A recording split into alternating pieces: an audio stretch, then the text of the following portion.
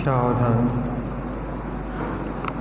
णमो अर्हन्ताणं णमो सिद्धाणं णमो आयर्याणं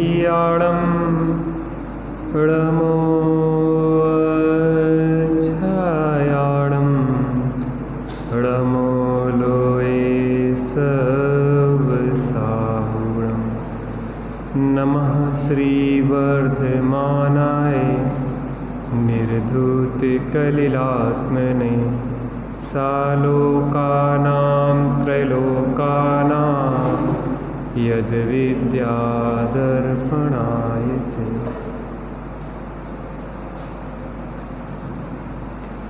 मनुष्य भाव बहुत कीमती है। इसकी जो एक एक घड़ी है वह जो हमें अनंत भाव का पुण्य इकट्ठा हुआ था उससे प्राप्त हुई। बहुपुण्य पुंज प्रसंग से शुभ देह मानव का।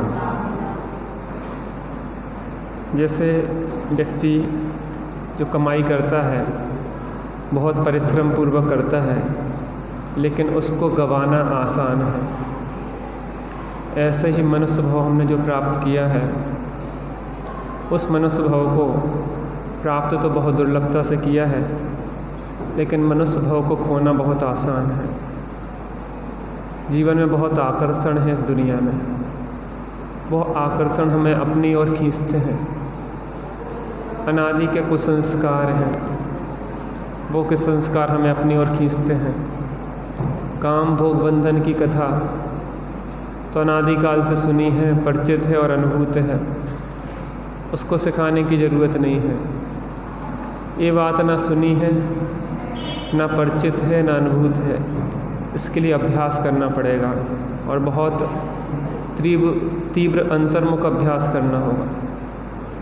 थोड़े बहुत पुरुषार्थ से काम होने वाला नहीं है। एक राजा का ऊँट था। वह ऊँट ऐसा था कि राजा को अनेक विजय दिलाई थी उसको। अब वो वृद्ध हो चला था तो राजा उससे प्रसन्न था। राजा ने पूरे राज्य में यह सूचना करवा दी थी कि किसी के भी खेत में अगर यह ऊँट जाता है तो कोई रोक नहीं सकता, इसको आप रोकेंगे नहीं। एक बार एक व्यक्ति के खेत में वह ऊँट घुस गया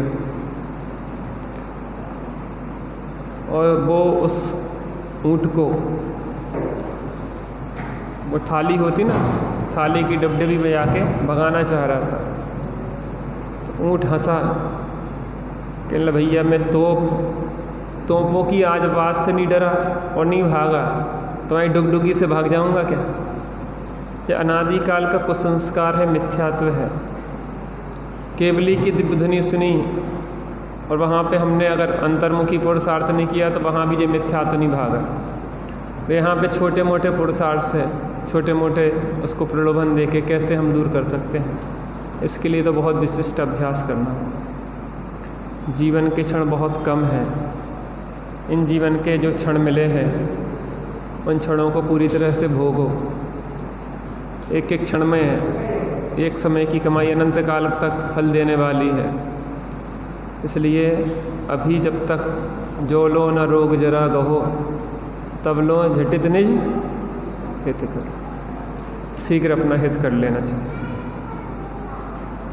राम कहानी सुनो रे राम कहानी, राम कहानी सुनो रे राम कहानी। सुनत हरस आवे ओ,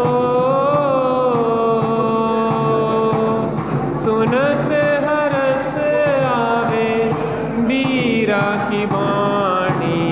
राम कहानी सुनो रे राम कहानी।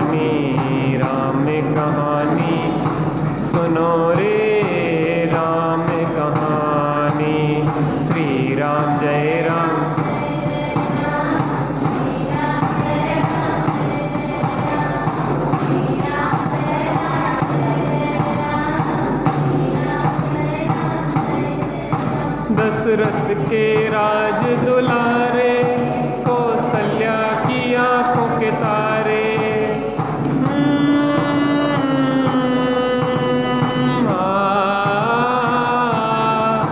दशरथ के राज दुलारे, कौशल्या की आंख के तारे। वे सूर्य वंश के सूरज, वे रघुकुल के उजियारे।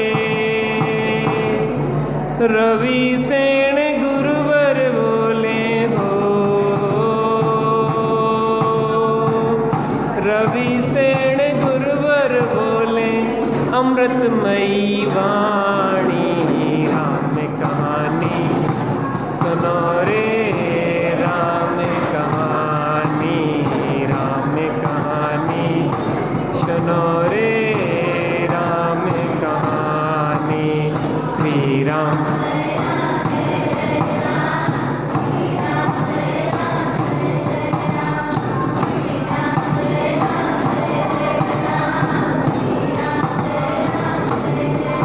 सग्रवर्त धनुष गह करके, ले आए सीतावर के। ओ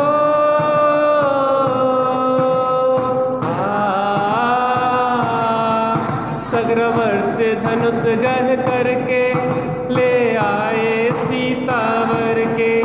घर त्याग हुए वनवासी, पितु की आज्ञा सिर धर के।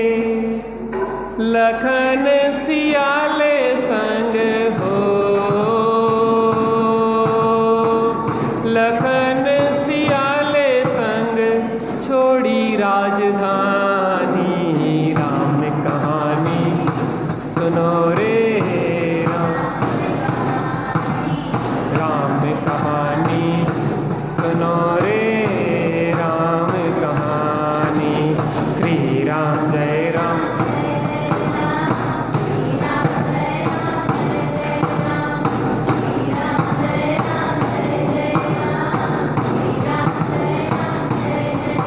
सिंहनाद दशानन करके, ले आया सीता हर के। ओ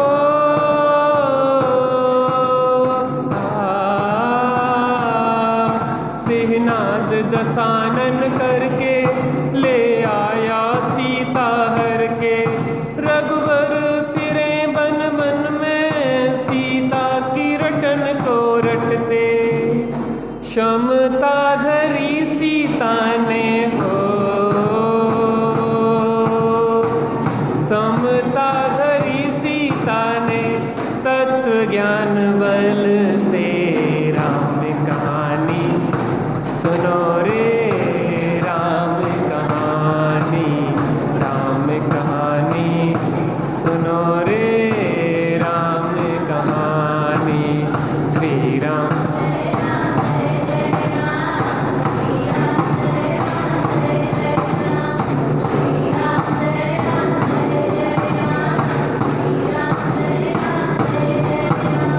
राम ने हनु पठायो, हनु राम दूत बन आयो। ओ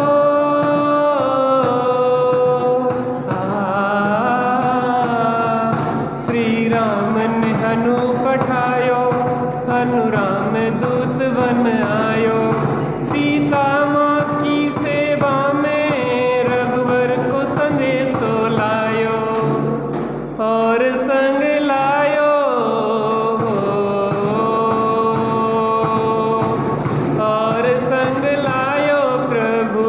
मुद्रिका निशानी। राम कहानी सुनो रे। राम कहानी। राम सुनो रे।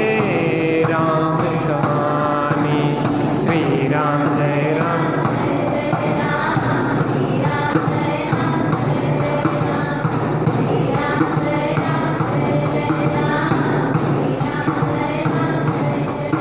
लखन दशानन बध करके, रघुलाए सीता जय के। ओ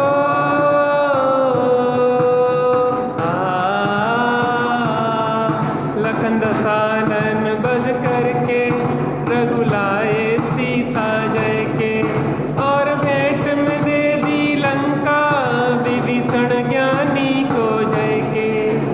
लखन सियाले संग हो,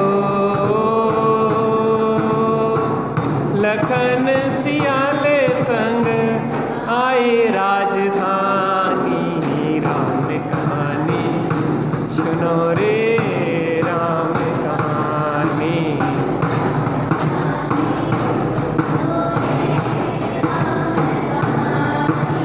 सुनत हरस आवे,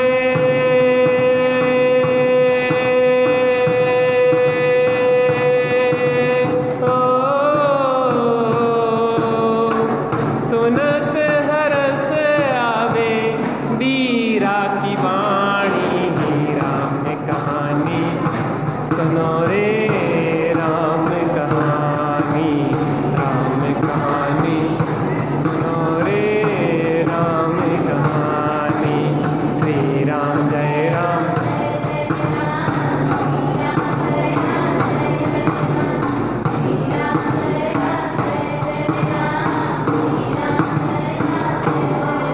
बोलो बीतरागी भगवान रामचंद्र की।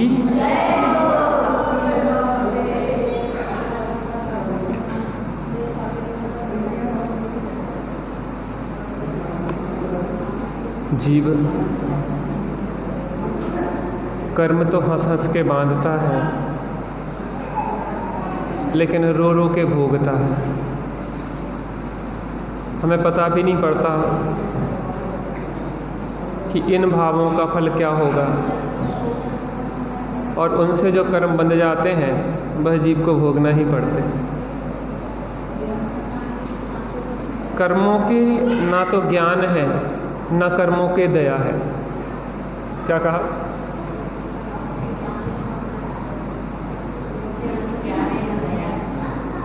कर्मों के न ज्ञान है न दया है, क्योंकि ज्ञान नाम का गुण जीव के ही होता है और जीव ही दया कर सकता है।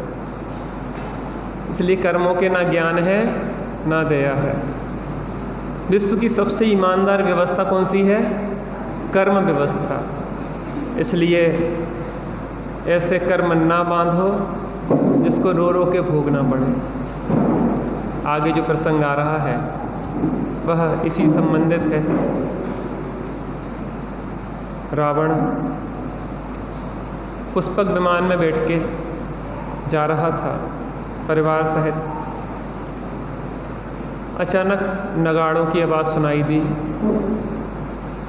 रावण ने अपने मंत्री मारीच से पूछा कि मंत्रीवर, यह नगाड़ों की आवाज़ कहाँ से आ रही है? तो मंत्री ने कहा कि महाराज, अनंत वीर मुनिराज को केवल ज्ञान हो गया है और उनके केवल ज्ञान के आनंद में देवगण यहाँ पे बाजे बजा रहे हैं, आनंदित हो रहे हैं, तो इन नगाड़ों की आवाज़ वहाँ से आ रही है। रावण ने कहा फिर अपन भी चलते हैं। जिनेंद्र परमात्मा का भक्त था रावण। सपरिवार गया, दिव्य देशना सुनी, सभी ने नियम लिए और रावण ने भी नियम लिया। रावण ने नियम लिया कि कोई स्त्री अगर मुझे नहीं चाहेगी तो मैं उससे बलात्कार नहीं करूँगा, ज़बरदस्ती नहीं करूँगा। सभी ने यथायोग नियम लिए। हनुमान जी भी विराजमान थे, उनने भी नियम लिए। जैसे ही हनुमान का नाम सुना, मूल कथा तो यहाँ प्रारंभ हुई थी कि महावीर भगवान के समोसण में राजा श्रेणिक विराजमान थे और वहाँ से राम कथा के बारे में उनने पूछा था कि राम कथा सुनने को हमारा मन है, हम सुनना चाहते हैं। तो वहाँ राजा श्रेणिक ने गौतम स्वामी से कहा है कि प्रभु, जो हनुमान की चर्चा यहाँ आई है कि हनुमान ने भी नियम आदि लिए हैं, तो हनुमान कौन थे, इनके बारे में आप कुछ बताइए। तो यहाँ पे आगे की कथा प्रारंभ हुई।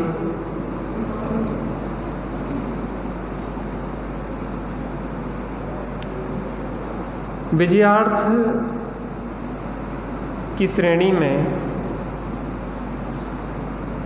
आदित्य नाम का नगर था।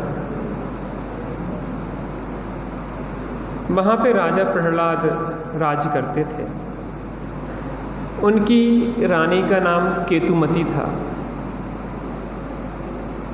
उनके वायु कुमार नाम के पुत्र हुए। दूसरी तरफ महेंद्रपुर नाम का एक विशाल नगर था। वहाँ के राजा का नाम महेंद्र था। उनकी रानी का नाम हृदयवेगा था।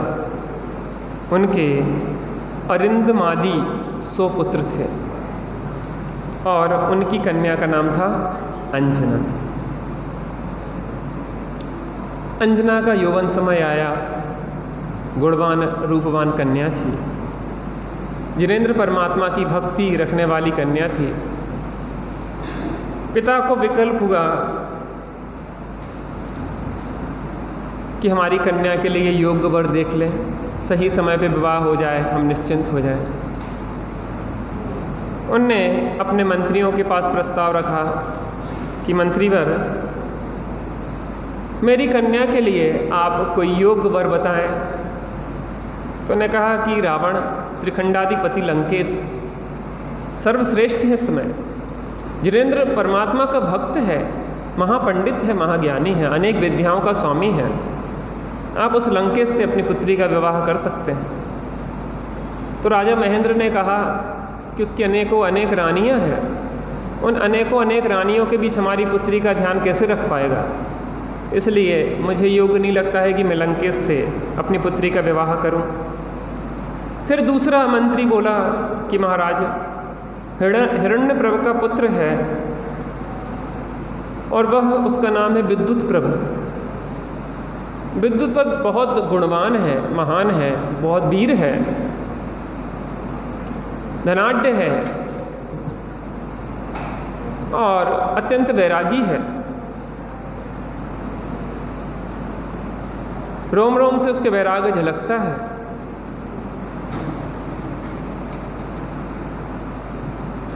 वो बहुत श्रेष्ठ रहेगा आपकी कन्या के लिए। लेकिन दूसरा मंत्री तभी बोल पड़ा कि हमने सुना है कि वह शीघ्र ही दीक्षा लेने वाला है और हमने अपनी पुत्री का विवाह अगर उससे किया, उसने दीक्षा ले ली, तो आपकी पुत्री का जीवन तो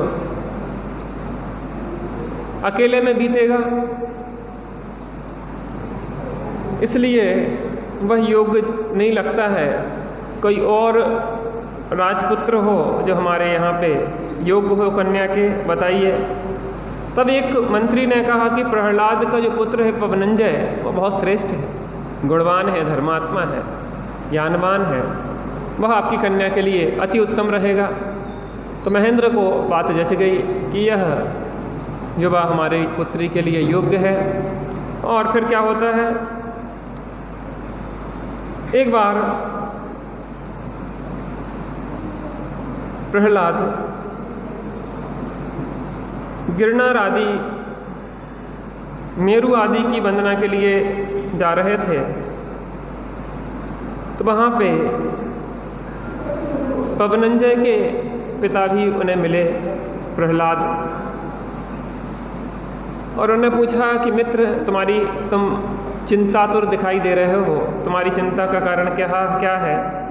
तो उन्होंने कहा कि मेरी जो पुत्री है वह युवा हो गई है और मैं चाहता हूँ कि कोई उत्तम वर मिले, और मेरी इच्छा है कि आपका पुत्र जो पवनंजय है उससे हमारी पुत्री का विवाह हो गया। कैसी बात कर रहे हैं, अपन तो पहले से ही मित्र हैं, मित्रता और प्रगाढ़ हो जाएगी, हम बिल्कुल तैयार हैं।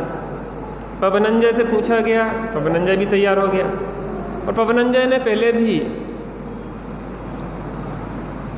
अंजना के रूप सौंदर्य के बारे में सुना था कि अंजना जो अप्सराओं तुल्य लगती है, बहुत रूपवान है, बहुत गुणवान है, बहुत धर्मात्मा है।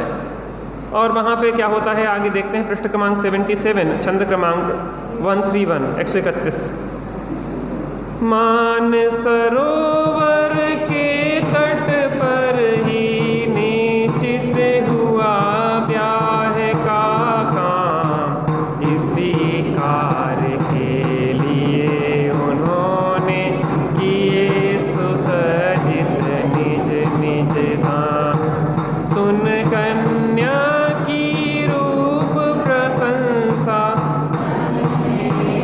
पवनंजय भी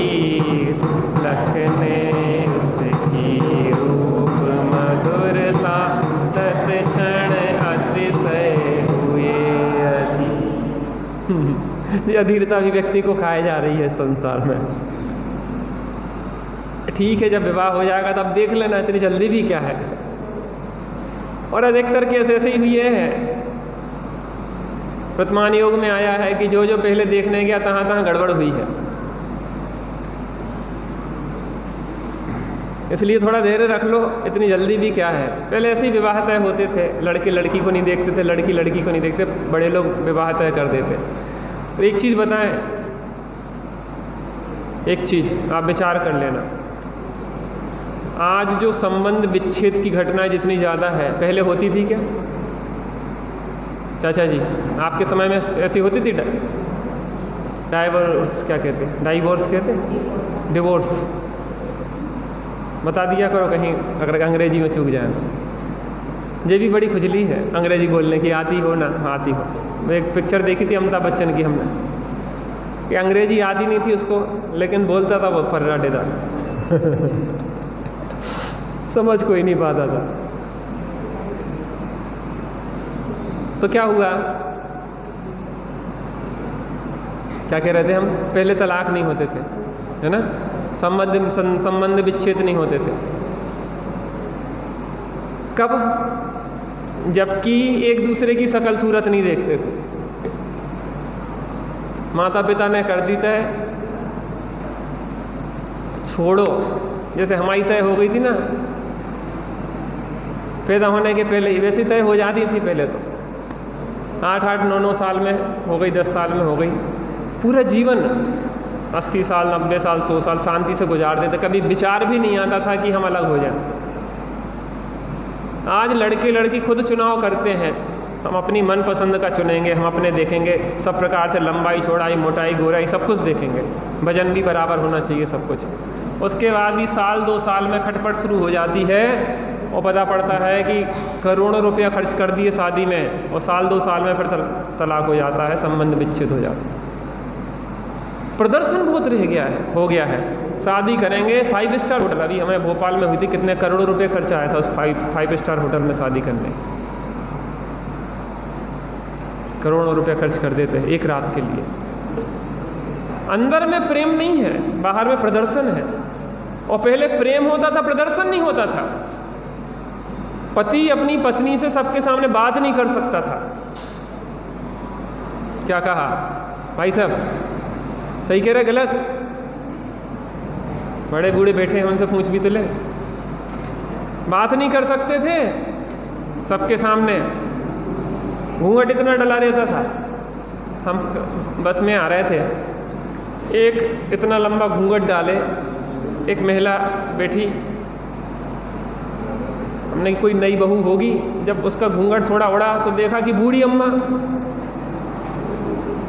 बूढ़ी होगी 80-90 साल की, और वो इतना लंबा घूंघट डाले। और आजकल के तो शादी में घूंघट का काम नहीं है, बात की तो छोड़ो।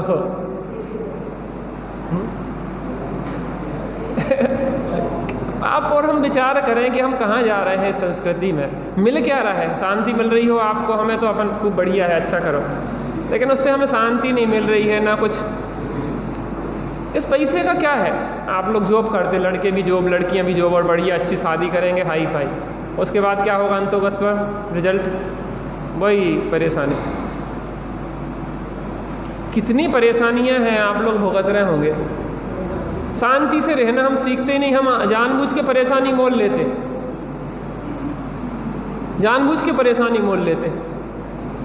ज़्यादा पैसा आएगा तो अनावश्यक बर्बादी भी करना पड़ेगी। मुझे एक कहानी आती है प्रेमचंद की। प्रेमचंद की 51 श्रेष्ठ कहानियों में एक है, आप लोग पढ़ा करो इस प्रकार का साहित्य, धार्मिक साहित्य तो पढ़ो ही पढ़े। अभी रविंद्र पंडित साहब की यहाँ से कुछ साहित्य आने वाला है, 13 पुस्तकों का एक सेट, उसमें बहुत गजब गजब की पुस्तकें हैं। मैंने आपको वो कहानी सुनाई थी पूर्णिमा, वो पूर्णिमा पुस्तक भी उसमें होगी। एक सम्राट, जैन सम्राट चंद्रगुप्त मौर्य, इतनी मोटी पुस्तक है, इतनी मोटी, लगभग इससे भी थोड़ी मोटी। आप पढ़ोगे तो लगेगा कि जैन धर्म क्या है, जैन धर्म के सम्राट कैसे होते थे, उनकी मर्यादाएं कैसी होती थी, इतने बड़े राजकाज को चलाते थे, उसके बाद भी कैसी, जैसे महान सम्राट हमारी सीना उनकी बात सुन के चौड़ा हो जाएगा और हमारी गर्दन फ़क्र के साथ उठ जाएगी। हमें उनके बारे में समझ के कि ऐसे हुई है, हमारे यहाँ ऐसे हुई है। इस साहित्य को भी पढ़ना चाहिए जो अच्छा है, अच्छे लेखक हैं, अच्छे राइटर्स हैं। गांधी जी की सत्य के प्रयोग गांधी जी की, पंडित बनारसी दास जी की अर्धकथानक, गणेश प्रसाद जी वर्णी की मेरी जीवन गाथा बहुत गजब की। आप लोगों का मन लगेगा, मैं बार बार कहता हूँ, आप लोग अच्छा पढ़ोगे ना, अच्छा सोचोगे, उससे अच्छा जीवन बनेगा। क्योंकि हम जिन पुस्तकों, जिन राइटर्स के साथ रहते हैं, उन जैसा हमारा जीवन बनता है। हम क्या देखते हैं उससे हमारा जीवन हो जाएगा। जब बच्चे कार्टून देखते हैं तो कार्टूनों जैसा जीवन हो जाता है। आप देख लेना मिला के, उन जैसा बोलना, चलना, खाना, हंसना, पीना, वो सब कुछ वैसे ही हो जाता है। हम उनके साथ रहें, भले वो चले गए, हम आचार्य कुंद देव के साथ रहेंगे तो आचार्य कुंद देव जैसा जीवन बन जाएगा। रविसेन स्वामी के द्वारा लिखी कथा सुनेंगे तो उन जैसा जीवन बनेगा। रामचरित पढ़ेंगे तो राम जैसा जीवन बनेगा, और सीता का चरित्र पढ़ेंगे तो सीता जैसा जीवन बनेगा। संगति का बहुत प्रभाव होता है। तो प्रेमचंद की एक कहानी बहुत गजब की, मैं हकीकत वास्तविक कहानी है।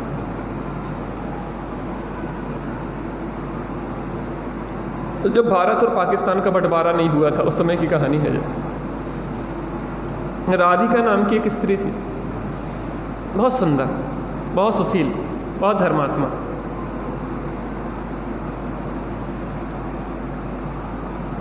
उसका पति सर्विस करता था, सर्विस। लेकिन उसकी पत्नी क्या है, सुबह से पाठ पूजन में, इसमें बड़ों की सेवा में लगी रहती थी और घूंघट डालती थी इतना लंबा।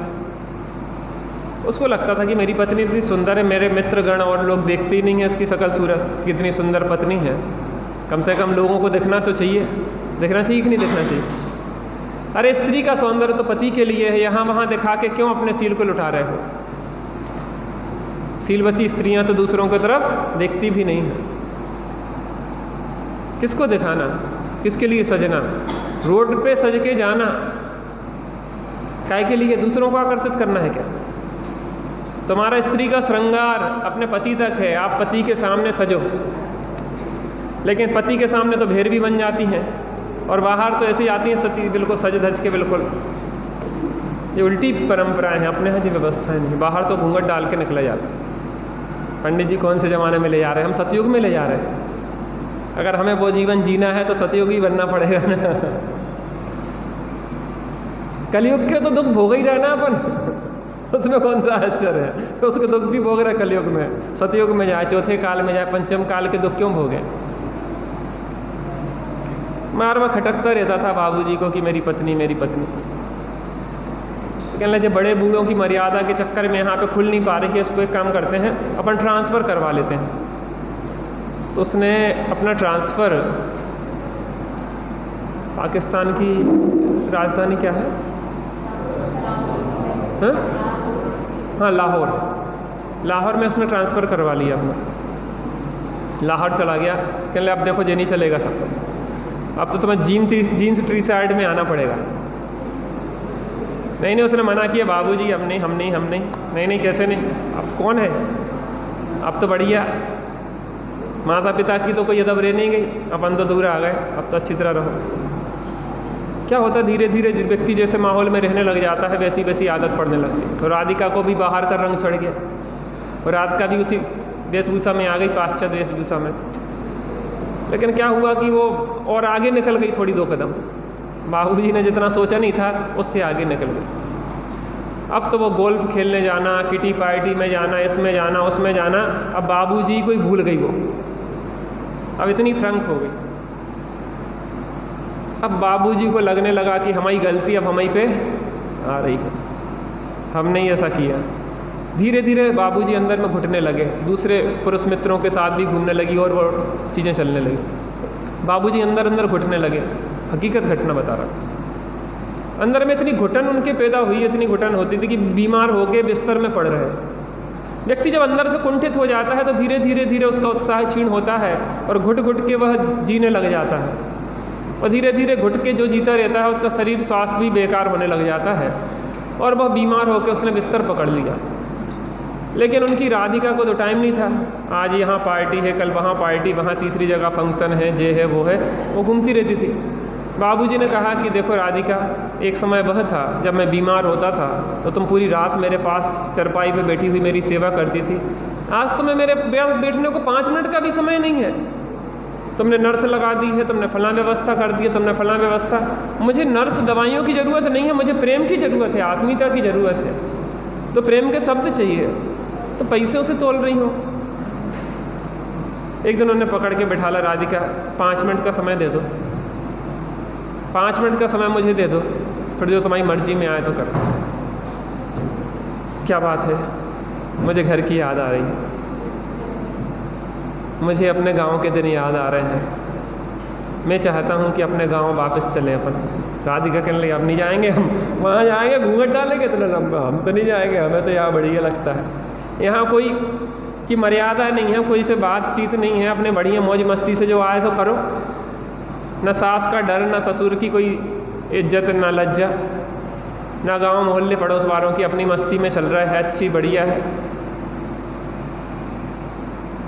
राधिका, मेरा जीवन अगर तुम देखना चाहती हो, नहीं तो मैं मर जाऊंगा। बहुत कहा तो जैसे तैसे राधिका तैयार हुई। फिर से ट्रांसफ़र उनने वहीं पे अपना करवाया। फिर से वही राधिका, लंबा सा घूंघट, सुबह से हरिहंतो भगवंत इंद्र महिता सिद्धाश्च सिद्धीश्वरा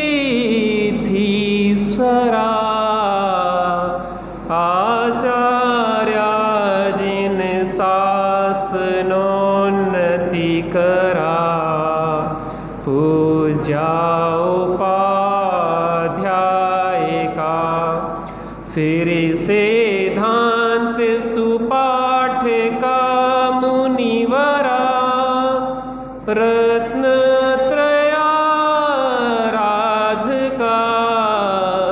पंचयते परमेष्ठिना प्रतिदिनं कुर्वन्तु ते मंगलं कुर्वन्तु मे मंगलं कुर्वन्तु न मंगलम्। फिर वही राधा, फिर वही माता पिता की गोद, माता पिता की छत्र छाया, उनका सम्मान, और फिर वही आनंदमय जीवन। लगता है कि भोगों में सुख है, लगता है कि जो स्वच्छंदता हमें आनंद देने वाली है, लेकिन जो स्वच्छंदता हमें दुर्गति में ले जाने वाली है। जीवन को इस दृष्टि से भी देखना सीखो। अच्छी पुस्तकों को पढ़ो, अच्छे मित्रों को बनाओ। ज़माना बहुत ख़राब है, आप लोग इतने सज्जन हैं, दुनिया में निकलना है, लेकिन ज़माने के साथ साथ हमारी मनोवृत्ति भी बदल जाती है, इसलिए हमें इतनी बातें बताना पड़ रही हैं। आपके माता पिता आपका विवाह करेंगे, दहेज देंगे, लेकिन हम भी कुछ दहेज दे के जा रहे हैं आपको। संस्कारों का दहेज, ये आपके लिए हमेशा इस भाव में नहीं, भावांतर में काम आएगा। ये भी हमारी भेंट है, हमारे इस जीवन को और पारलौकिक जीवन को आनंदमय बनाने वाली। कल जा रहे हैं आप, भैया जा रहे हैं टूर पे। लेकिन भाई साहब हम गोवा जा रहे हैं। हमने कि गोवा तो इतनी घटिया जगह है, जाने लायक नहीं है। तो कल रात इन्होंने फ़ोन किया कि हम नहीं जाएंगे गोवा, हमारे पंडित जी मना कर रहे हैं, कि हम दूसरी जगह भेजें दे रहे, कुल्लू मनाली चले जाओ। लेकिन वहाँ भी क्या देखोगे, यहाँ जो तत्व देखने को मिल रहा है वहाँ क्या देखोगे? वहाँ पहाड़ देखोगे, झीलों देखोगे, नदियाँ देखोगे। अपनी ही नदियाँ पे चलेंगे ना देखने, झरना देखना तो नदी पानी गिर रही रहा है तो बढ़िया देखते रहो उसको। पहाड़ देखना है तो थोड़े और 1-2 किलोमीटर चलेंगे तो पहाड़ दिखा देंगे। क्या मुझे समझ में नहीं आता, वहाँ घूम के भी क्या करोगे? यहाँ जो तत्व ज्ञान मिलता है, आनंद आएगी। मानसरोवर में के किनारे विवाह तय हो गया अंजना और भवनंजय का। लेकिन क्या हुआ, पवनंजय ने जैसी प्रशंसा रूप की सुनी अंजना की, मैं तो देखने जाऊंगा, मैं तो शकल देख। अरे देख लेना, तो शादी के बाद देखना जिंदगी भर, जिंदगी भर देखना, और देख देख के उब जाएगा। कब तक देखेगा आखिर तू भी? पत्नी कितनी सुंदर हो, कब तक देखे आदमी, आखिर थक ही जाएगा ना उसको देख देख के। बाद में तो काटने को दौड़ती है पत्नी। फिर वो कहे कि पहले तो क्या है, विवाह के पहले फ़ोन पे बातें होती थी तो 1 मिनट की बात 1 घंटे तक फैलती थी। आगे क्या है, अब क्या है, अब और बताओ और बताओ, वही रिपीटेशन चलता रहता। 1 मिनट की बात 1 घंटे, और फिर 1 घंटे की बात 1 मिनट पे आ जाती सिमट के शादी के बाद। जल्दी बोलो जल्दी बोलो, हमारे पास दूसरे ग्राहक खड़े, ये काम है वो काम है। पहले नहीं थे ग्राहक, जो चीज़ प्राप्त हो जाती है उससे रुचि हो जाती है। जिन भोगों की कथा।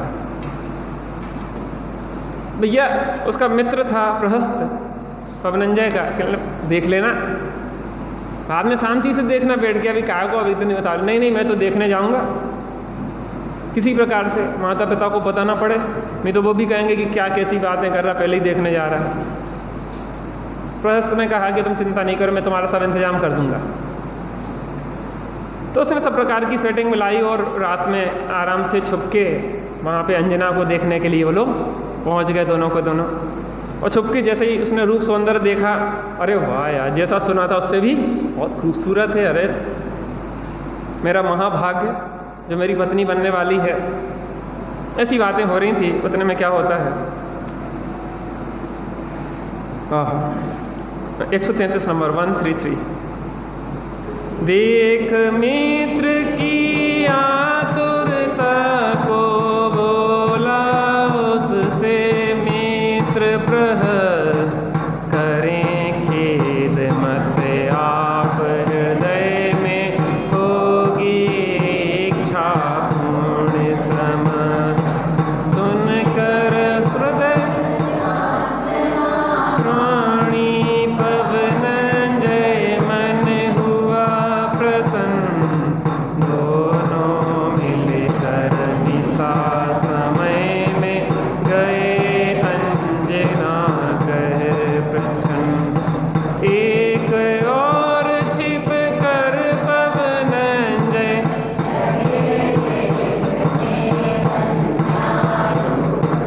होते थे प्रसन्न, वे मन में लोभी ज्यों पाकर धन को। बोली सखी अंजना से तब, सखी तुम्हारा मांगे अपार, तुम्हें मिला है जीवन साथी,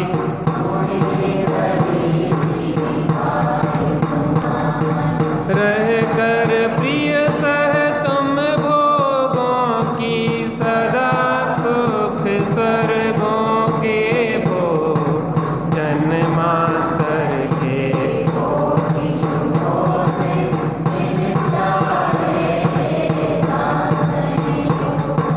लज्जावश वह राजकुमारी, बोली नहीं वदन से वें, किंतु प्रशंसा सुनकर पति की हर्षित हुआ हृदय सजने। वहाँ पे चुप के देख रहे थे, सखियाँ आपस में बातें कर रही थी।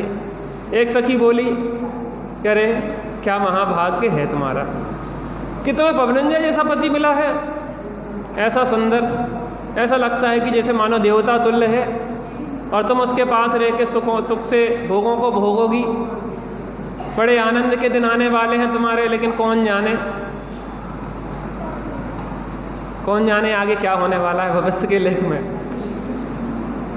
मेरे दोनों हाथों में ऐसी लकीर है, स्वामी से मिलन होगा ऐसी तकदीर है। लिखा है ऐसा लेख बाबा, लिखा है ऐसा लेख, इन आँखों को देख बाबा, इन आँखों को देख। प्रभु से मिलन होगा, जे शिखर जी जाते थे, बचपन की हमारी जो घटना है, बचपन में हम मंदिर भी नहीं जाते थे, छोटे थे जब, 10 लक्षण में भी मंदिर नहीं जाते थे। हमारा स्कूल मंदिर के बाहर से ही हमें निकलना होता था, लेकिन फिर भी मंदिर जाने की कोई रुचि नहीं रहती थी। हमारे जीवन में परिवर्तन आया सब में शिखर जाने से। एक बार हम पूरे सपरिवार, छोटे से थे हम जब, सपरिवार सब में शिखर की यात्रा पे गए। वहाँ से पता नहीं पारस स्वामी के सानिध्य में कुछ ऐसा जीवन बदला कि फिर मंदिर छूटता नहीं है, भगवान अंदर में बस गए हैं। मेरे दोनों हाथों में ऐसी लकीर है, पारस से मिलन होगा ऐसी तकदीर है। वहाँ भजन गाते थे वो लोग, तेरापंथी कोठी में, आप लोग गए होंगे वहाँ पे, अच्छी भजन वगैरह। हम बहुत बार गए, लगभग 7 बार शिखर जी गए, लगभग 49 वंदनाएँ की मैंने, 6 दिन में 7-7 वंदनाएँ की, एक दिन में 2-2 वंदनाएँ तक करी कंटिन्यू। जाते थे जिस दिन, उस दिन भी वंदना करते थे, लौटते थे उस दिन भी वंदना करके आते थे। 11 बजे 10:30-11 पे तो नीचे आ जाते थे वंदना। एक बचपन का समय था, उस समय की वो स्थितियाँ थी, तत्व ज्ञान नहीं था, लेकिन हाँ भगवान की भक्ति होती है तो मार्ग मिलता है, धीरे धीरे ऐसे ही आगे बढ़ता है व्यक्ति। तो वहाँ से बहुत जीवन में परिवर्तन आया। अब बहुत समय से नहीं जाना हुआ, ऐसा लगता है कि पारस प्रभु अंदर में बस गए हैं। अब वो कह रहा है कि भटको नहीं, तुम तो जहाँ पे हो वहीं शांति से रहो, सच्चा मिलन तो वही हो जाएगा। ज़्यादा जब नज़दीकी हो जाती ना, मैं अभी वहाँ पे था 10 लक्षण में 2-3 साल पहले ज्ञानोदय में, तो सब लोग जब पूजन पाठ करके आ जाते थे तब मैं जाता था, 10 लक्षण का समय था। तो मैं बस भगवान पारसनाथ भगवान बीच में बैठे तो मैं चरण पकड़ के बैठा रहता था, आधा घंटा 1 घंटा, जो भी जितना समय मन लगता था। तो श्रेणी भैया आए थे उस बार 10 लक्षण में, तो कहने लगता है तुम्हारे इतना नज़दीकी हो गई भगवान से इतनी नज़दीकी बातें होती रहती है कि दूसरा कोई व्यवधान उत्पन्न नहीं। सही ऐसा है कि अंदर में ऐसे हृदय में बस जाएं भगवान कि फिर औपचारिकताएं खत्म हो जाएं।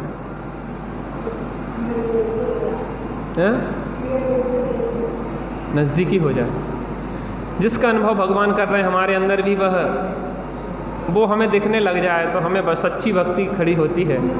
भेद भक्ति से अभेद भक्ति की ओर हम बढ़ जाते हैं। जीवन में एक कुछ नया उत्साह पैदा हो जाता है, वो कार्य करने लायक है और कोई कार्य करने लायक नहीं है। आत्म अनुभव करना रे भाई, आत्म अनुभव करना, आत्म अनुभव से शिव सुख हो। क्या होता है? मोक्ष सुख। भोगों में कौन सुखी हुआ? सखी कह रही है कि अंजना तेरे भाग खुल गए हैं, देवों जैसा पति मिला है, तो सुख से भोगों में काल बिताएगी, लेकिन भविष्य किसने देखा है कि हाथ की रेखाओं पे क्या लिखा है, कहाँ जाना है, क्या होना है। देखते हैं आगे क्या होता है। कहने लगी मिस्र के सीतव बेदुत प्रभ जग में बलवान, को विवाह इसका जो उससे तो हो जीवन सफल महान। हे बसंत और पवन में भेद अपार, दधी और दोष पद अंतर क्या न जानता है।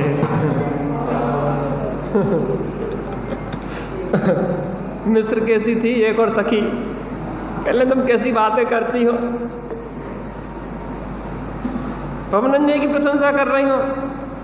वो विद्युत प्रभ, कहाँ राजा भोजो कहाँ गंगू तेली। वो विद्युत प्रभ कैसा ठाट बाट, कैसा बड़ा महान राजा और कैसा सुंदर सब कुछ, और कहाँ जी पवनंजय। तुम समुद्र में और गोखुर में अंतर नहीं जानती गोखुर क्या होता है? अरे गोखुर जैसे कोई गाय चलती ना, तो गीली मिट्टी हो तो वो जगह बन जाती है, उसमें पानी भर जाए। जो भी कहते हो, उसमें पानी भर जाए तो एक समुद्र का पानी और एक गोखुर का पानी कितना बड़ा अंतर है। एक उदयदी है और एक गोखुर, एक डबरा मान लो और एक समुद्र मान लो। कैसी बात कर रही तुम। कहाँ वो विद्युत प्रभ और कहाँ पवनंजय, कोई मैचिंग ही नहीं है तुम्हारी उसकी। तो अब हुई गड़बड़, यहीं से कहानी पलट गई। बिना विचारे जो करे सो पाछे,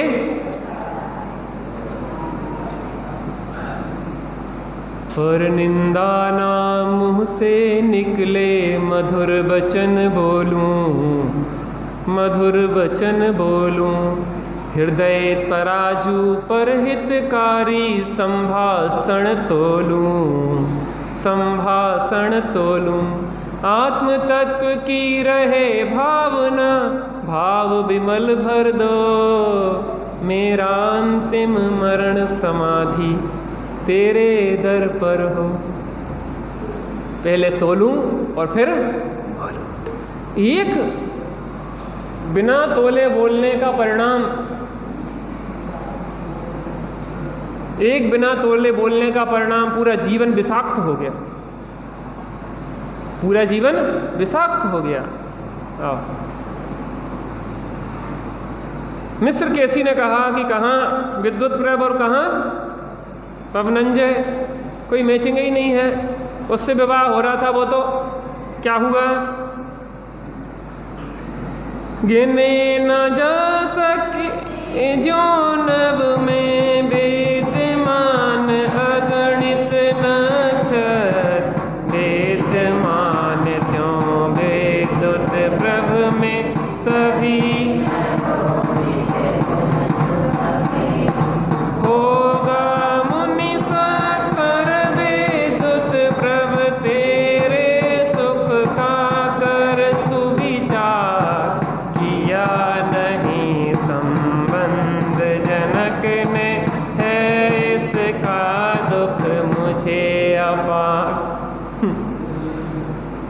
कह रहे भैया कहाँ तुलना होती, लेकिन वो विद्युत प्रभ से क्यों विवाह नहीं हुआ? क्योंकि वो शीघ्र ही दीक्षा लेने जा रहा था। तो तेरे सुख का विचार करके पिता ने सोचा कि अब अपन भागे भूत की लंगोटी भली, तो पवनंजय को ही चुन लो। इस तरीके से वचन जहाँ कहे, और पवनंजय ने ये वचन सुने और अंदर में आग लग गई। तलवार निकाली